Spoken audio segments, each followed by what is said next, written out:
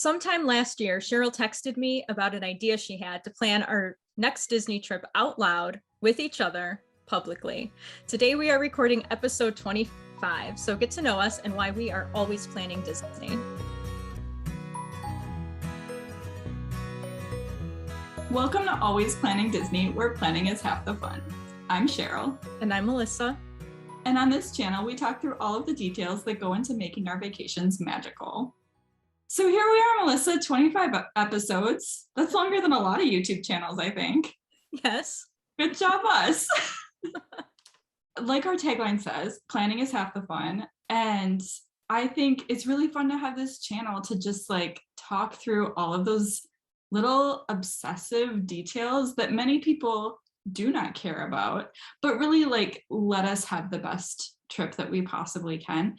And it's just so much more fun for me to do that with you than annoying my husband or doing it by myself. It's just fun to talk to someone who is equally obsessed. So when we were talking about starting this channel, I just thought, well, I really like seeing other people plan their trips and hearing what they're thinking about and how they're making decisions and all of that stuff. So I thought maybe there would be people out there like me and like you who would be interested in a channel like this. Yeah, and I agreed. I was like, same. I mean, I like to plan because it gives me something to do that feels really safe. It's predictable, reliable, and eventually I get to take action on it when we go on that next trip. And we were already having these conversations anyway, so we've just started recording them instead.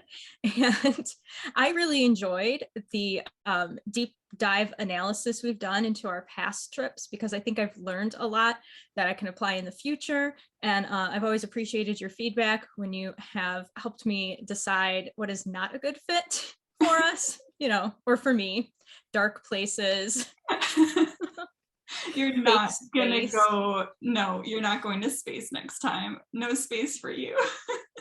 And actually what you said about planning being a sort of safe thing to do, I think that's why I like planning Disney specifically, is because it's like an enclosed space, sorry, but it's knowable, right? There's a finite amount of things to do and there's lots to do, right? So there's still lots to explore, but it's all enclosed and I can know it, versus when I'm traveling elsewhere, it's well, there is no centralized website that I can go to that will review literally every restaurant in a town that I'm considering visiting.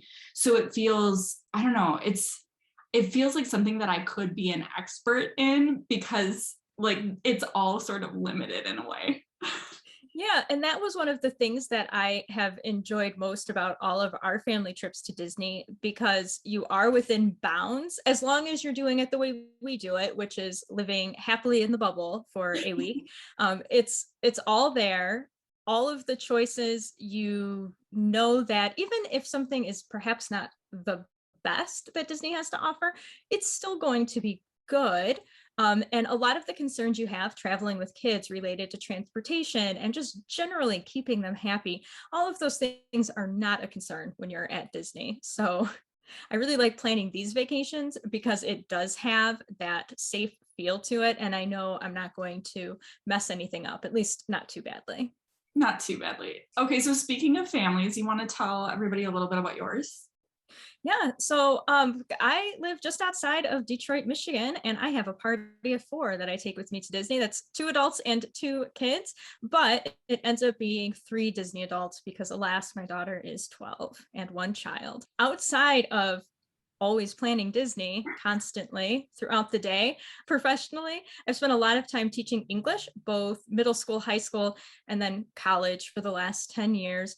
Also teaching writing, working in writing centers, but I have since switched to online course development in higher education. So there's something about online course development, especially in higher education, that sort of, I think, helps me flex some of my Disney planning skills, which sounds ridiculous, but the process that goes into knowing you have objectives you need to meet and how am I going to do that in a way that satisfies it and is useful and good for the user is very similar to planning Disney trips. We have objectives and things everybody wants to do. and I get to backwards plan, start with the big things and back up. So my job has nothing to do with Disney, but I will twist it until it does.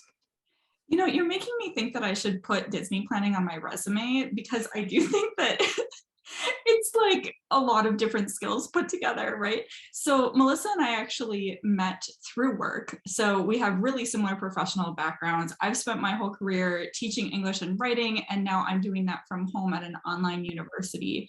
So we met at work. We don't work together directly anymore. We're in different parts of the university now, but it's okay because we text about Disney all the time.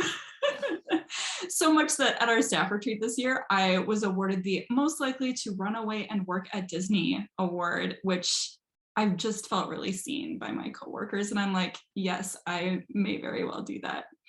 So I'm Cheryl. I live in Minnesota. That's where I grew up, and we lived away for a while and have come back to raise our family. So I have a husband of 13 years and a 4.5-year-old son. So we are a party technically of 3, but really of 5 because we tend to take multi-generational trips with my family. And when I'm not planning Disney or at work, I'm probably knitting or sewing or reading or doing other indoorsy kind of things. So what's your Disney vacation history? Well, my first trip to Disney World was when I was in 5th grade and my little sister was in kindergarten. So I think my parents were kind of waiting for her to be old enough, however you want to think about that. And it was the 25th anniversary year. So we had the birthday cake castle. It was all pink. It was very fun, especially for my little sister who was in her pink phase hard at the time. So from there, we took family Disney trips about every 5 years or so growing up. And oftentimes we overlapped with another branch of my extended family, and they would go every single year. So they were like the Disney experts. We could run around with my older cousins, and they always knew where we were and what we should do. And it was a whole lot of fun. It was a really good time. We usually stayed at Port Orleans Riverside. That was kind of our home resort at Disney. And really, I get all of my obsession with Disney and with vacation planning from my mom, who would have her little fun fact trivia book walking in and asking us how many pieces are in the Epcot ball as we're walking in. So how about you? That's so much fun. My family is not a Disney family at all, but we still went because it's just what one does, right? And so that's how Disney World came into my life as a I believe sometime in like middle school. I think we didn't go any earlier than that. But as an adult now, I take my family every 2 to 3 years. We'll see if that continues. We have fallen in with Pop Century. We adore it, but we're looking to kind of mix things up in the future. And well, I guess it just depends. It's been a crazy year, and it's kind of shaken up the way that we think about our Disney trips. But I mean, we'll definitely still repeatedly go. But in terms of how often and where we choose to stay, I think that's going to change. So what's your sort of ideal kind of Disney trip look like? Yeah, so well, it's interesting for me being here planning Disney trips with you because I enjoy planning and I watch a ton of Disney food blog, and I love reading menus and sort of just planning and thinking and dreaming, and then we get there and we do whatever the heck we want without a plan whatsoever. Like none. We just roll up in the morning, walk in a park, and do whatever speaks to us. So an ideal Disney trip for me is one where we can pull that off and successfully do the things we want to do and not have to dash across Magic Kingdom to try to make our Be Our Guest reservation like we had to do last time. So my ideal trip is one where we can do what we want in the moment as we feel like it and still come out feeling satisfied. What about you?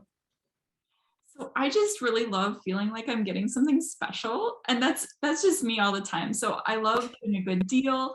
I love being someone who like knows about this like little experience that not many people know about, but it's super cool. I love that kind of stuff. So I've really been trying to like fine tune my planning skills, learn a lot about Disney World, and try to make each trip better than the last one. So I really enjoy working to make sure that our trips are magical for everyone in our party. And like I said, we often travel with my parents. So that's a lot of people that I'm trying to please. And for my son, it's about having those like really magical kid moments with his favorite characters and riding certain rides that he enjoys. For my husband, who's really into cooking, and we've shown some of that on our Instagram, it's eating food that he can't get at home, eating at all of the most exciting restaurants on property. For my dad, it's enjoying the pool as much as he can and trying some fun treats that, again, he can't get at home. And for my mom and I, it's really just immersing ourselves in our happy place, just like looking around, being there, walking down Main Street with a bounce in our step.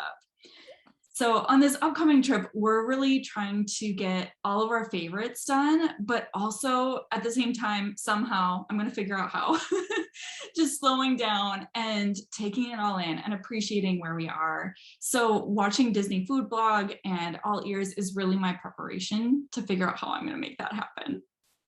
And I think that's the exact same major theme I have for our next trip is slowing down, appreciating it a little bit more, feeling okay, not hitting every single ride, walking around, trying to find things we have never seen before. That is actually on my list, is to discover something new while we're there, and new, not just since we've last been, but, you know, new that I've missed in the past. And yeah, definitely slowing it down is a priority for me next time. And in looking back on our previous trips, one of the things that stood out to me, reflecting on traveling with a 6-month-old, is that we loved that trip. I think because our pace was so much slower and our expectations were lower. That makes perfect sense. Well, I'm excited to plan these next trips with you, Melissa. We're gonna have so much fun.